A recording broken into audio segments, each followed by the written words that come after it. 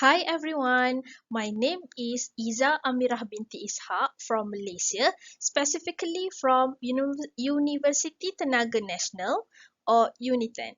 Today, I would like to share to you a topic of relationship between installed capacity with total installation cost on solar PV among Prosumer Nem 2.0 in Peninsula of Malaysia. Moving on to the next slide, we have a biography of all authors in this paper. Firstly, Dr. Noriza Muhammad Saad, next me myself, and then Dr. Amar Hisham. All of us is from UNITEN Malaysia, and then we have also industrial people from Sustainable Energy Development Authority of Malaysia, which is IR Muhammad Zamri. So all of us are contributed in this paper to make this happen. Actually, generating energy by solar PV become more popular in Malaysia among the prosumer from domestic, commercial, industrial as well as agriculture. It is for self-consumption under net energy metering system. Okay, so one of the reason is the installation cost is increasing day to day, and it is one of the reasonable for future energy investment and energy saving. So by considering this issue, this study is to investigate there is a relationship between installed capacity with the total installation cost, or then the total installation cost is represented by equipment cost, install cost, and the operating cost.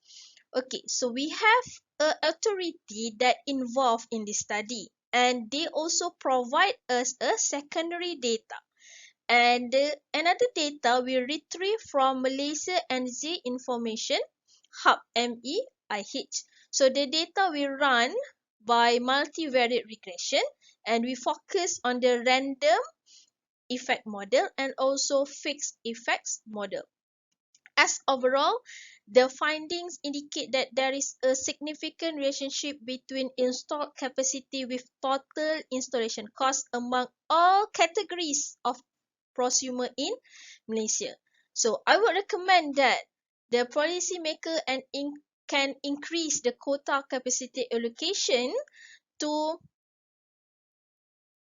prosumer, because the cost is diminishing rate and lead to take up rate to increase the prosumer.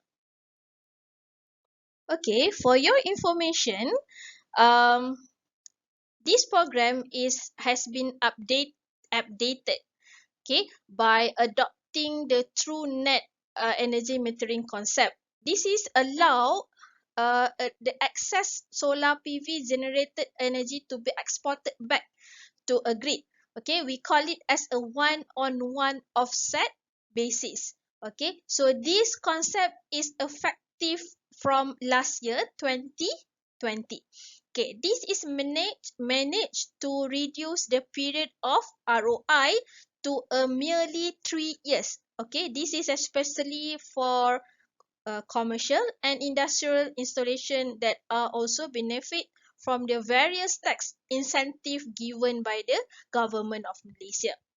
Okay, so far there are only 5% of application under this program are domestic consumer of electricity. Okay, the program maintain the concept of 1-to-1 offset rate of 10 years. Okay, ROI with a quota of 100 megawatt or until all quota are occupied and exhausted, and then the provide the benefit of reducing electricity bills to 10,000 until 25,000 from Tenaga Nasional Berhad or TNB. TNB is a utility provider in Malaysia. Okay, so the the domestic account owner that enjoy this incentive is about 40,000 to 100,000 household account in Peninsular Malaysia. Now, moving on to data and methodology. As I mentioned before, this study we are using a secondary data, and the data are provided from SEDA and MEIH. However, the data that provided is highly confidential because we were signing the NDA. However, there are 3,071 usable observation data that consists from January 2019 until October 2020. Okay, the method that we are going to use is multivariate regression, and because the objective is to study the relationship among the variables. As you can see here, this is the model that we will use for this study. Okay, so the model is developed based on the prosumer category by the panel data, where the panel data A represent the pool sample for which is consists of all the categories, and panel B domestic, panel C represent the commercial, panel D for industrial, and last but not least panel E for agriculture. Okay, moving on to result and discussion. We have four figures here. Firstly, we have bar chart from number of customer based on the category that enjoy this incentive, NEM 2.0. Okay, as you can see here, the customer from domestic is the highest contribution with 1894 frequency. Okay, and the industrial become unpopular category. However, in terms of total installed capacity in kilowatt hour, industrial give more impact or give more contribution to the solar PV with 71%. Okay, so if you can see here the percentage of total installation cost. Okay, in terms of cost, again the industrial sector give the highest percentage with 62%. Okay, and then the last is the percentage prosumer we respect to states in Peninsular Malaysia. Okay, basically there are 13 states, 13, okay, 13 states in Malaysia. Okay, the highest states that enjoy this incentive is from Selangor. Okay, so Selangor basically is the heart of Malaysia. Then that's why the awareness of this solar PV generating energy is more high as compared to the other states. Okay.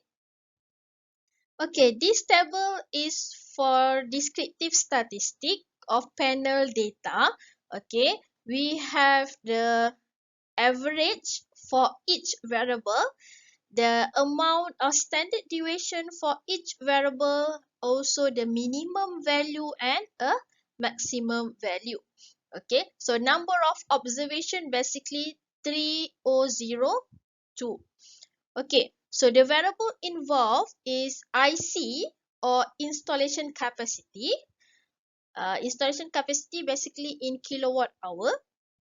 Okay, total equipment cost or we denote as TE. Okay, total installation cost TI, total operating cost TO. Okay, so all the descriptive is described here. And then for panel B is for domestic only. So we have domestic description here, and then commercial description, industrial description, as well as agriculture description. Okay, this will be the interested part. Okay, I sure that you are very excitement to know the uh, fixed effect and random effect. Okay, take a look at the panel A again, the pool data, the pool sample. Okay, so we have RE here is a random effect. FE is fixed effect. Okay, so we can look at the total equipment cost. TE here we have three string, right?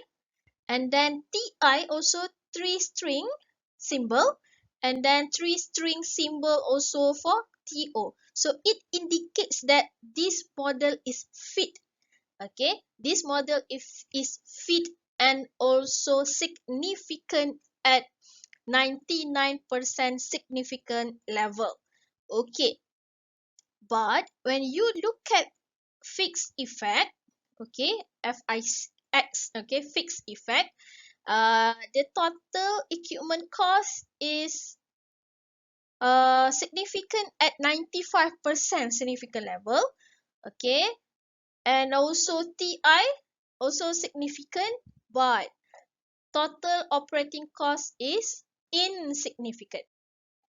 Okay, this implies that the total cost of operation in solar PV among prosumer are probably not changed under the fixed effects. Okay, not changed towards the installed capacity. So there are some contradict statement, but however, it still can be accepted. You can see here the R square for both effect. Okay, 97%. So again, this model is fit. Okay, so when you look at the random effect for each variable, for each category also give the similar explanation. Okay, so only the total operating cost is not or is insignificant. Okay, it's due to the cost that not change time to time. As a conclusion, energy regulators and policymakers presently are taking an action to enhance its system and policy of the solar PV prosumer tariff so that it can simulate all party involved. Okay, it should be cost reflective and justificable to particularly for types of the consumer group towards their installed capacity. As presented by pool sample data, okay, pool sample result, there is a significant relationship between total installation cost with installed capacity using random effect model. As presented in pool sample result, there is a relationship between total installation cost with installed capacity using random effects model. But however, operating cost shows insignificant result based on the fixed effects model. Okay, it implies that the cost of operation in solar PV among the prosumer are probably not changed under the fixed effect model towards the installed capacity. Since the trend of installation cost offered by the solar PV contractor at diminishing rate, the prosumer should consider to invest in energy investment beside for their self-consumption. So that's all from me. I hope you can enjoy my presentation and my knowledge. So thank you.